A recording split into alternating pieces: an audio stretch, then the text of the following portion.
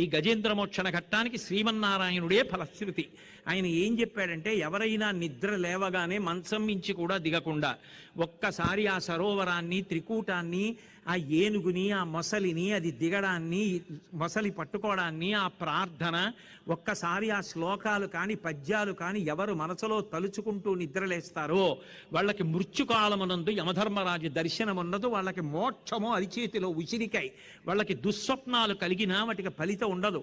సంపదలు కలుగు, పీడలు శాంతి పొందు, సుఖము సిద్ధించు, వర్ధిల్లు శోభనములు, అన్ని ప్రయోజనములు కలుగుతాయి. అంత గొప్ప గజేంద్ర మోక్షణ ఘట్టం ఇది. ఈ గజేంద్ర మోక్షణాన్ని ఎప్పుడైనా ఎక్కడైనా చెప్పుకున్నా, చదివినా, విన్నా వాళ్ళకి శ్రీమన్నారాయణుడి యొక్క పరిపూర్ణమైన అనుగ్రహం కలుగుతుంది అని సాక్షాత్ శ్రీమన్నారాయణుడే ఫలశ్రుతి చెప్పినటువంటి పరమాద్భుతమైనటువంటి ఘట్టం.